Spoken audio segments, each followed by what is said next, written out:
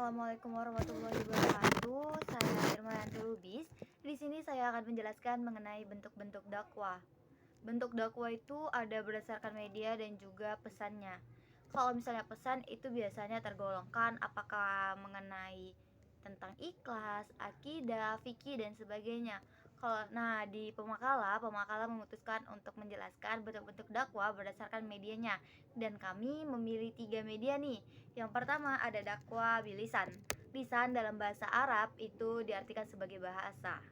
Lalu apa sih itu dakwah bilisan? Yaitu dakwah di mana dai dan mad'u secara langsung bertemu atau berdasarkan media, tapi di mana dai ini menyampaikan pesan-pesan ilahi atau pesan-pesan dakwah melalui tutur kata seperti saya saat ini. Nah, pada umumnya dakwah bilisan ini bisa kita jumpai pada forum-forum diskusi dan juga kegiatan-kegiatan ceramah. Adapun beberapa hal yang perlu diperhatikan dalam dakwah bil lisan yaitu adalah tentukan atau pikirkanlah dan juga rancangkan materi yang ingin dibawakan. Yang kedua yaitu kita harus atau dai harus menyesuaikan kemampuan dan juga pengetahuan dari mad'u. Kita nggak mungkin kan kita dai, kita berdakwah kepada anak TK atau anak SD tapi menggunakan bahasa-bahasa ilmiah yang tidak mereka pahami. Jika seperti itu, maka pesan dakwah tidak akan tersampaikan. Maka sesuaikanlah dengan kemampuan dari mad'u. Yang ketiga yaitu sesuaikan dengan momen. Misalnya ada acara nih, acara Maulid Nabi, maka buatlah materi dakwah berdasarkan kegiatan tersebut. Yang keempat, dilihat juga lokasi dan orang-orangnya atau mad'unya. Misalnya dalam acara arisan. Nah, arisan itu kan cenderung santai dan juga ibu-ibu dan bapak-bapak itu senang kepada dakwah-dakwah yang diselingi oleh guyonan-guyonan, maka gunakanlah hal tersebut. Lalu yang kedua adalah dakwah bil kitabah atau bil kalam. Artinya dakwah yang dilakukan oleh seorang dai yaitu menggunakan tulisan-tulisan literatur, baik itu diterbitkan melalui buku, koran-koran, artikel-artikel Islami hingga jurnal-jurnal ilmiah.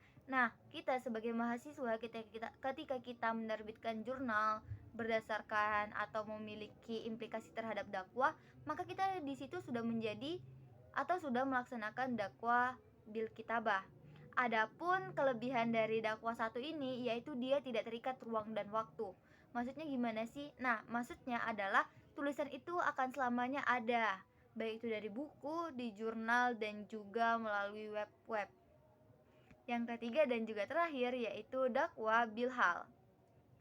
Dakwah ini diartikan sebagai dakwah amal, dakwah bentuk nyata, dan sebagainya. Nah, dakwah ini bisa dilakukan dengan hal-hal seperti mendirikan bangunan sekolah atau ikut serta dalam kegiatan-kegiatan kajian atau forum Islami, membuat komunitas-komunitas, badan amal dan sebagainya. Inilah yang disebut sebagai dakwah bil hal.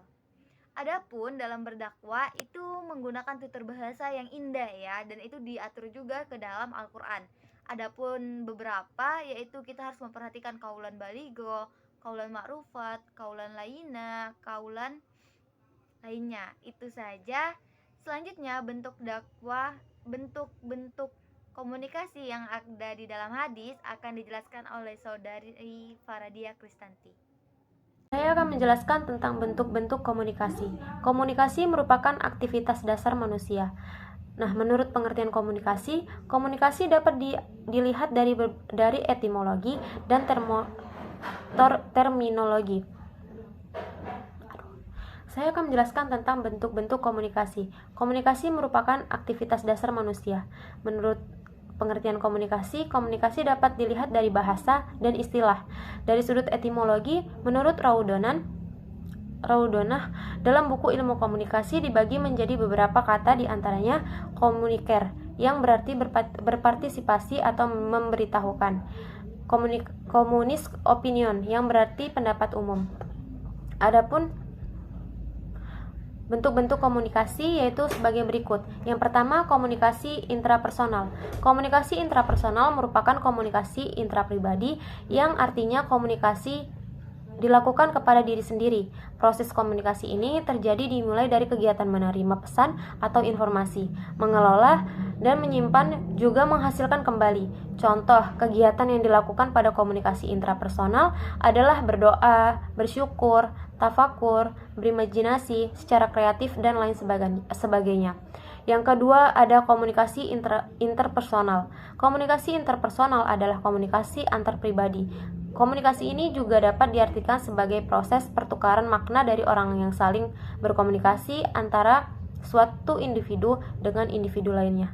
Suatu komunikasi interpersonal dapat terjadi apabila memenuhi kriteria berikut. Yang pertama, melibatkan perilaku verbal dan nonverbal. Yang kedua, adanya umpan balik pribadi. Yang ketiga, terjadi hubungan atau interaksi yang berkesinambungan. Yang keempat, bersifat saling persuasif. Nah, selanjutnya ada komunikasi kelompok. Komunikasi kelompok dapat diartikan sebagai tatap muka dari 3 atau lebih individu guna memperoleh maksud dan tujuan yang dihendaki, seperti berbagi informasi, pemeliharaan diri, atau pemecah masalah.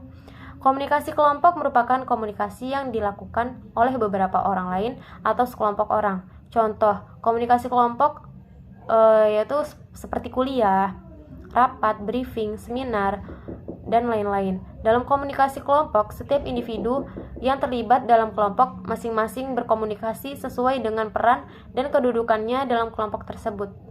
Pesan atau informasi yang disampaikan juga menyangkut kepentingan seluruh anggota kelompok dan bukan bersifat pribadi.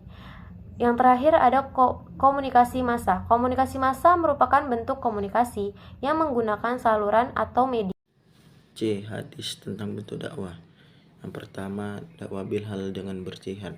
Sang itu Rasulullah sallallahu alaihi wasallam yaqul, masalul mujahidi fi sabilillah Allahu a'lamu bimani yujahidu fi sabilih kama salis shaimil qaimi wa tawakkalallahu li mujahidi fi sabilih bi an yatawaffahu an yudkhilahul jannah aw yarji'ahu saliman ma'a ajri aw ghanimah, yang artinya aku mendengar Rasulullah sallallahu alaihi wasallam bersabda, perumpamaannya orang yang berjihad di jalan Allah dan Allah Maha mengetahui siapa yang berjihad di jalannya. Yang kedua itu ada hadis bil lisan dengan nasihat. Ad-dinun nasihah qulna liman qala lillahi wa li kitabihi wa li rasulihi wa li ummatil muslimin wa ammatihim. Yang artinya agama adalah nasihat. Kami berkata kepada siapa? Dia berkata kepada Allah, kepada kitabnya, kepada Rasulullah, kepada para pemimpin kaum muslimin dan rakyat jelata.